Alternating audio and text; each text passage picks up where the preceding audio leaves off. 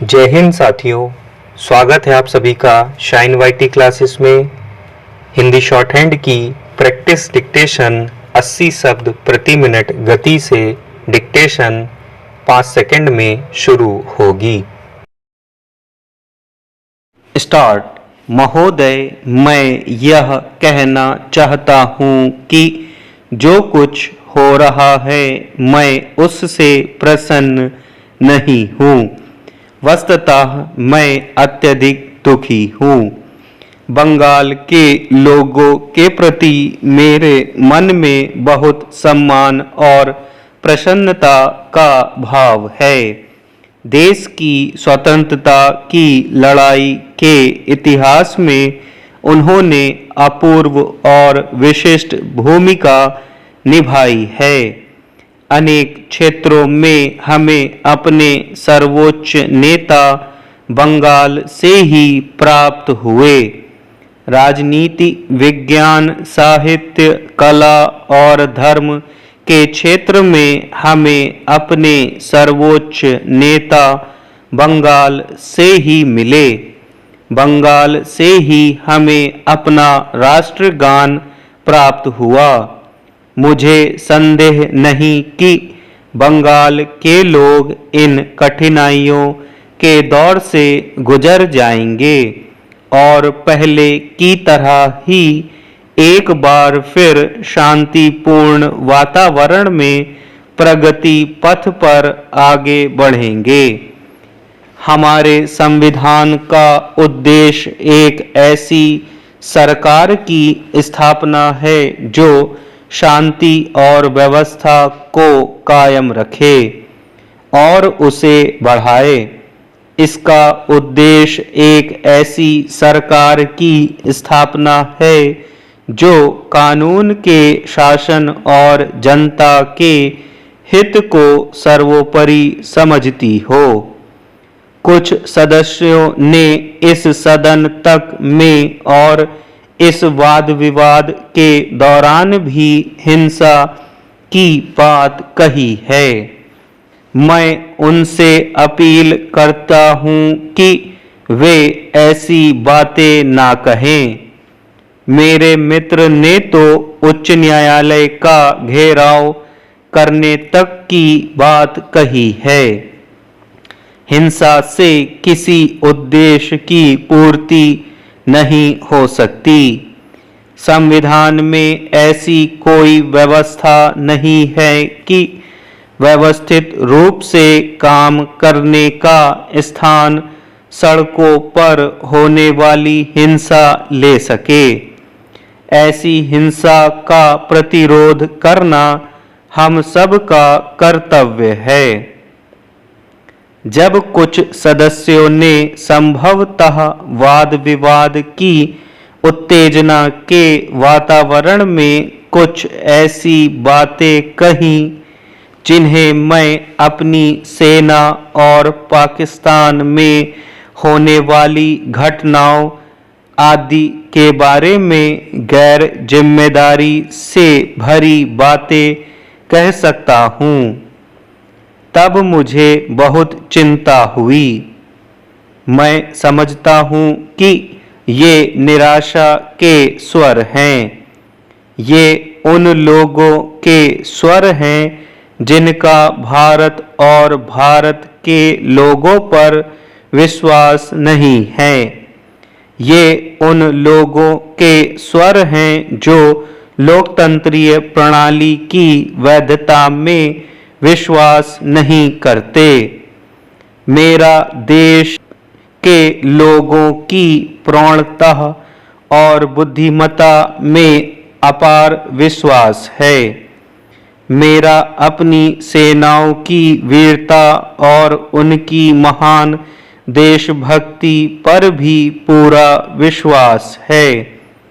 मैं इस बात की निंदा करता हूँ कि उन्हें एक ऐसी राजनीतिक बहस में घसीटा जाए।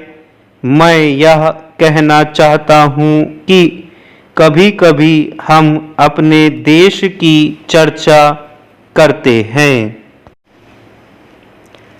महोदय, हम बिल्कुल अलग थलग रूप से इस पर विचार करते हैं।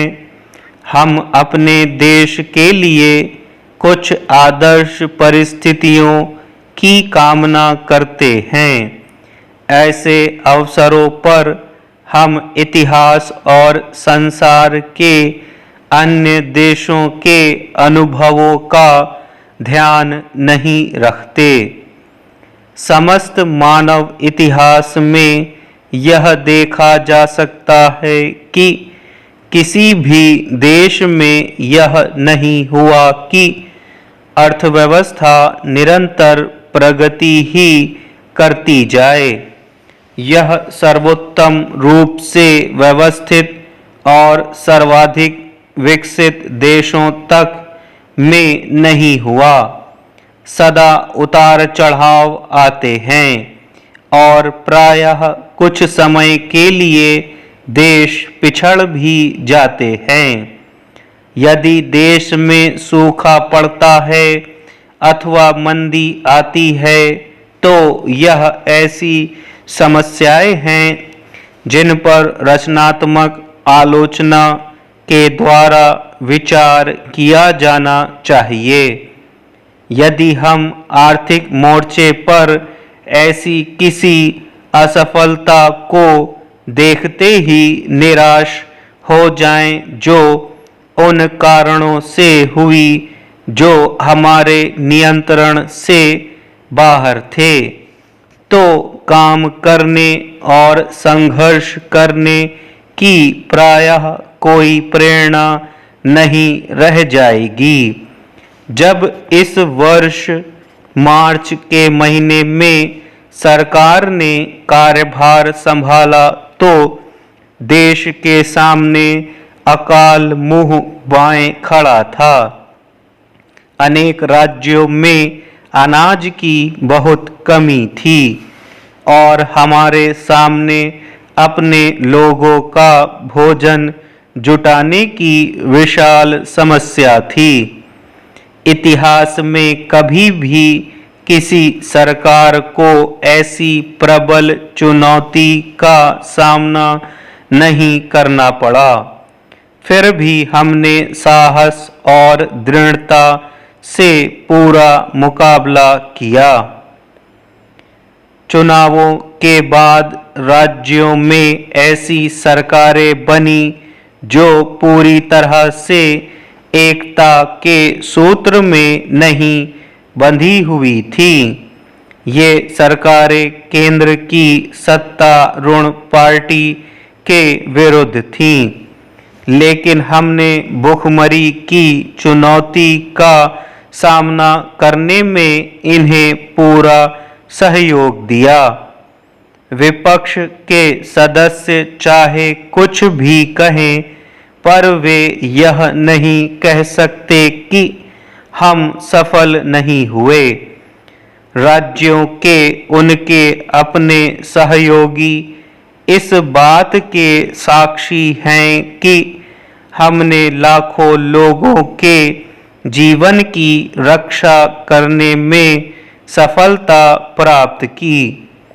अंत में मैं सदन के दोनों पक्षों के सदस्यों से यह अनुरोध करना चाहता हूं कि वे तात्कालिक महत्व की बातों से ऊपर उठकर इतिहास के व्यापक परिप्रेक्ष्य में इन समस्याओं पर विचार करें। हमने स्वतंत्रता के छठे दशक में प्रवेश किया है।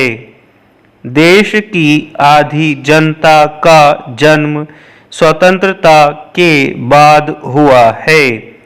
अतः इन लोगों को इस बात की जानकारी नहीं है कि गुलामी का क्या अर्थ होता है और वे नहीं जानते कि गुलामी समाप्त करने के लिए कैसा संघर्ष करना पड़ता है। स्टॉप।